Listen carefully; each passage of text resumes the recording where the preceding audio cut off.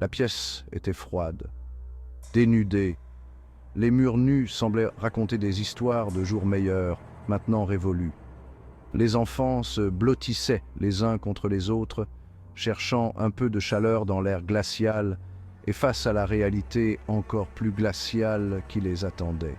Leurs visages étaient marqués par la fatigue et l'inquiétude. Le confort de leur ancienne vie avait disparu.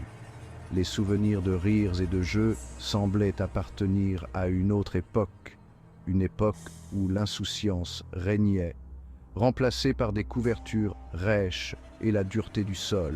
Chaque nuit, ils luttaient pour trouver un semblant de confort, se tournant et se retournant sur le sol froid. C'était leur nouveau foyer, bien loin du monde qu'ils avaient connu. L'air était épais d'incertitude. Chaque coin de la pièce semblait murmurer des secrets de désespoir. Des murmures traversèrent l'obscurité, chaque enfant s'accrochant à des fragments d'espoir, s'accrochant les uns aux autres. Leurs voix basses portèrent des promesses de jours meilleurs, même si ces jours semblaient lointains. Ils n'étaient pas seuls dans leur peur, mais le réconfort était une chose fugace dans ce monde nouveau et impitoyable.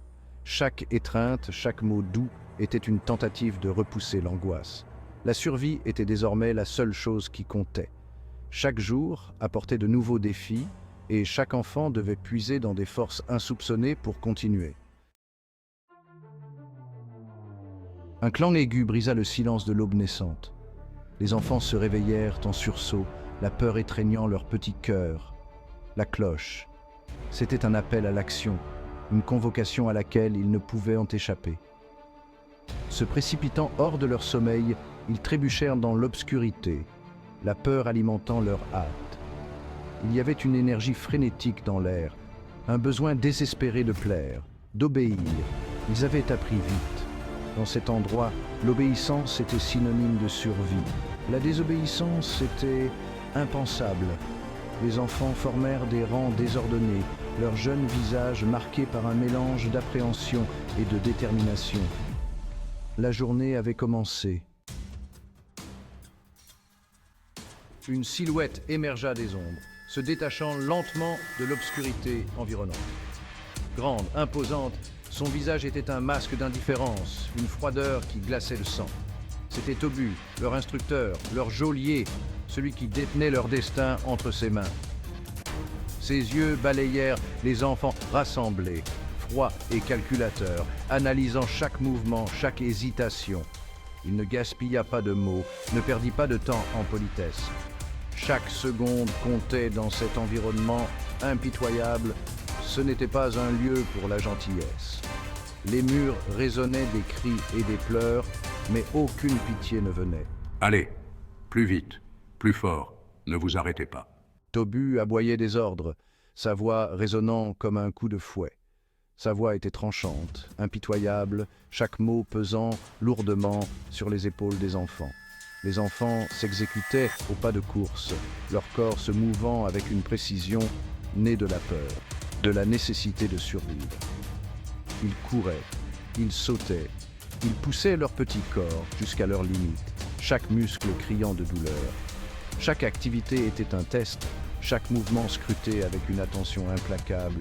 Aucune erreur n'était tolérée. Tobu ne formait pas des garçons. Il forgeait des armes, des instruments de guerre, des êtres façonnés pour obéir sans question.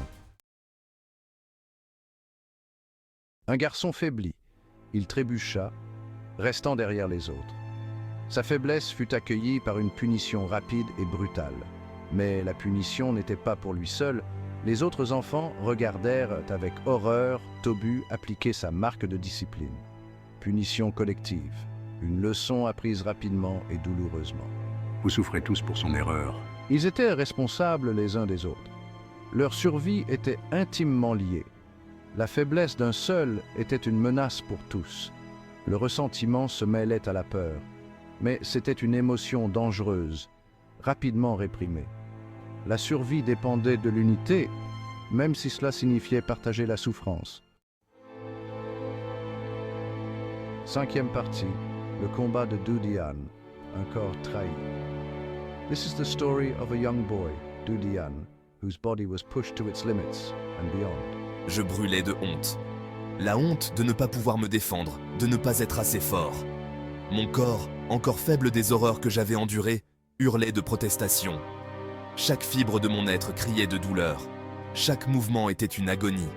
Chaque pas, une montagne à gravir. Il se força, poussé par une volonté farouche de survivre.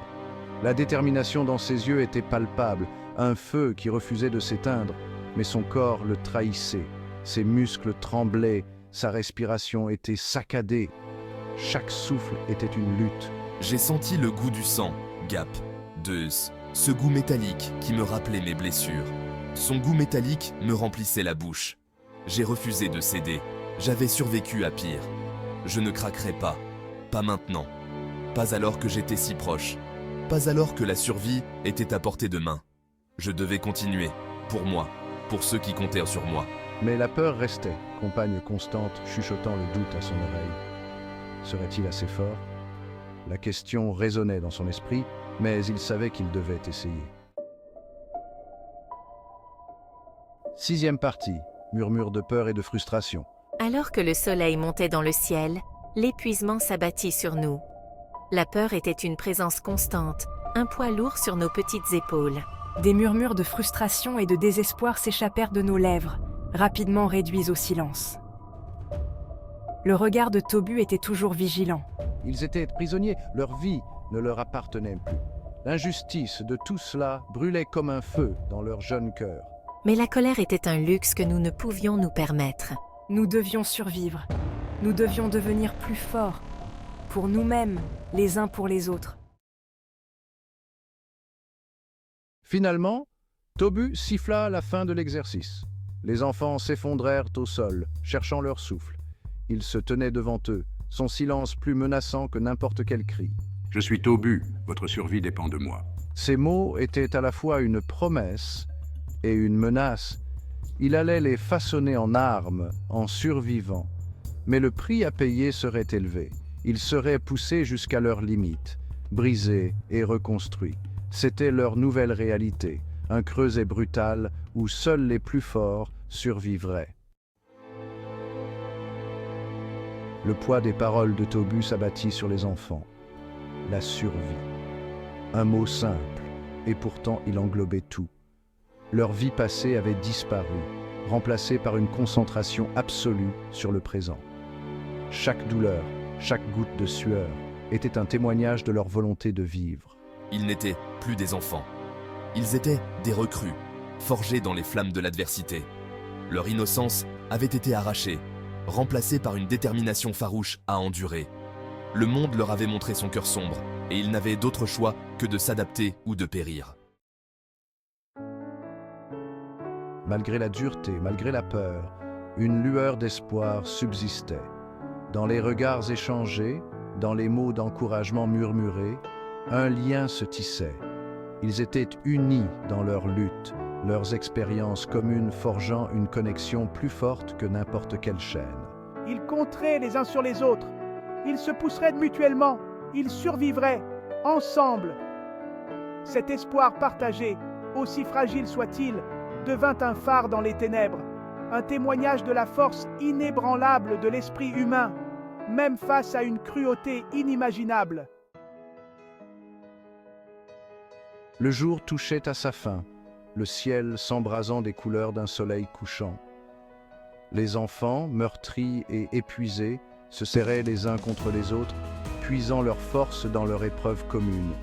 Ils avaient survécu au premier jour, mais ce n'était que le début. D'innombrables autres épreuves les attendaient, chacune d'entre elles mettant leur résistance à l'épreuve, mais ils avaient fait le premier pas. Ils avaient affronté leur peur et en étaient ressortis, meurtris, mais pas brisés.